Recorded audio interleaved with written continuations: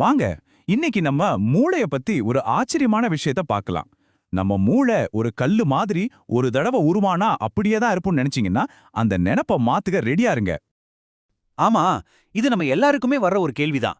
நம்மளோட திறமை, புத்திசாலித்தனம் எல்லாமே பொறக்கும் போதே ஃபிக்ஸ் பண்ணிருப்பாங்க. அதுக்கப்புறம் மாத்தவே முடியாதுன்னு நம்மள நிறைய பேர் நினைச்சிட்டு இருக்கோம். ஆனா உண்மையிலே அப்படியா? கேட்கவே ஆச்சரியமா இருக்குல்ல. ஏன் 1970கள் வரைக்கும் கூட சயின்டிஸ்ட்ஸ் என்ன நம்புனாங்க தெரியுமா? ஒரு வயசுக்கு அப்புறம் நம்ம மூளை வளராது மாறாதுன்னு ரொம்ப உறுதியா சொன்னாங்க. ஆனா அந்த ஐடியாவே தப்புன்னு அப்புறமா நிரூபிக்கப்பட்டது. சரி, அப்போ அந்த பழைய தப்பான நம்பிக்கையை உடைச்ச அந்த புரட்சிகரமான கான்செப்ட் தான் நியூரோபிளாஸ்டிசிட்டி. இது நம்ம மூளையை பத்தி நாம வச்சிருந்த மொத்த பார்வையுமே மாத்திடுச்சு. வாங்க, அது என்னன்னு இன்னும் கொஞ்சம் டீட்டெயிலா பார்க்கலாம். சிம்பிளா சொல்லணும்னா, உங்க மூளை ஒரு களிமண் மாதிரி தாங்க.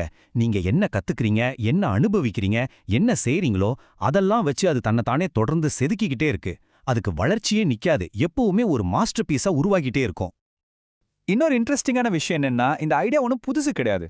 யோசிச்சு பாருங்க, 1890லயே வில்லியம் ஜேம்ஸ்னு ஒரு அறிஞர் நம்ம மூளையோட இந்த ஃப்ளெக்சிபிள் தன்மையை எவ்வளோ அழகா சொல்லியிருக்காரு பாருங்க. சரி, மூளை தன்னைத்தானே மாத்திக்குதுன்னு சொல்றோம், அது எப்படி நடக்குது? இந்த நியூரோபிளாஸ்டிசிட்டியோட அடிப்படையை புரிஞ்சுக்கணும்னா அதுல இருக்கிற 2 முக்கியமான வகைகளை நாம முதல்ல தெரிஞ்சுக்கணும். நீங்க பாருங்க, இது ரொம்ப சிம்பிள். முதல்ல ஸ்ட்ரக்சரல் பிளாஸ்டிசிட்டி.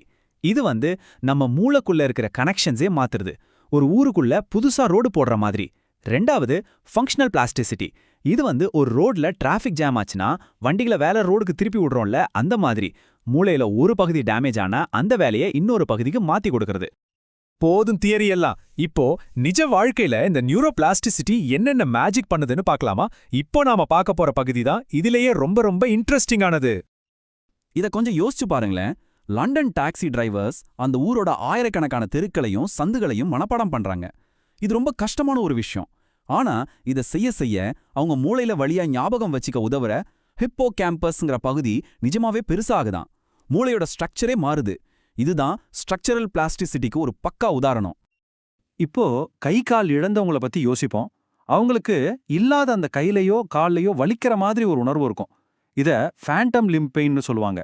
இது ஏன் வருதுன்னா, மூளை இன்னும் அந்த உறுப்பு இருக்குன்னு நினைச்சு தன்னை மாத்தி அணைக்கிறதுனால தான். ஆனா ஆச்சரியம் என்னன்னா, இந்த வலியை உருவாக்குன அதே மூளையோட மாத்திக்கிற திறனை வச்சுதான் இதுக்கு சிகிச்சையும் கொடுக்க முடியுது. அதுக்கு ஒரு தெரப்பி இருக்கு. பேரு மிரர் பாக்ஸ் தெரப்பி. ரொம்ப சிம்பிள். ஒரு கண்ணாடி பெட்டிக்குள்ள நல்லா இருக்கிற கையையும் இல்லாத கையோட இடத்தையும் வைப்பாங்க. அந்த கண்ணாடியில பார்க்கும்போது இல்லாத கை திரும்ப வந்துட்ட மாதிரி ஒரு இல்யூஷன் உருவாகும். இப்போ அந்த கண்ணாடியை பார்த்துட்டே அந்த ஃபேண்டம் கையை அசைக்கிற மாதிரி கற்பனை பண்ணுவாங்க. இப்படி செய்யும்போது மூளை ஏமாந்து அந்த தப்பான கனெக்ஷன்ஸை சரி பண்ணி வலியை குறைச்சிடுது. அதாவது நம்ம மூளைக்கு நாம ரீட்ரைனிங் கொடுக்க முடியும்னு இது தெளிவா காட்டுது. இன்னொரு சூப்பரான உதாரணம், நம்ம உடம்புல ஒரு சென்ஸ், அதாவது ஒரு புலன் வேலை செய்யலன்னா மூளை சும்மா இருக்காது. இப்போ கண் பார்வை இல்லாதவங்களுக்கு அவங்க மூளையில பார்வைக்குன்னு ஒதுக்கப்பட்ட இடம் என்ன பண்ணும் தெரியுமா? அது கேட்கும் திறனுக்கு ஹெல்ப் பண்ண ஆரம்பிச்சிடும். அதனாலதான் அவங்களால சத்தத்தை வச்சு முன்னாடி என்ன இருக்குன்னு சொல்ல முடியுது. இதான் எக்கோலொகேஷன், சவுண்டை வச்சு பார்க்கறது. நினைச்சு பார்க்கவே முடியல. நம்ம மூளை எவ்வளவு ஒரு அடாப்டபிள்னு பாருங்க. சரியா? இதுக்கு ஆப்போசிட்டா காது கேட்காதவங்களுக்கு அவங்க மூளையில கேட்கறதுக்குன்னு ஒதுக்கப்பட்ட பகுதி விஷுவல்ஸை, அதாவது பார்க்குற விஷயங்களை இன்னும் ஷார்ப்பா ப்ராசஸ் பண்ணவும் அதிர்வுகளை உணரவும் ஹெல்ப் பண்ணுது. ஸோ மூளை ஒரு இடத்த வேஸ்டா விடாது, உடனே அதுக்கு வேற ஒரு வேலையை கொடுத்துரும். இதுதான் அதோட பவர்.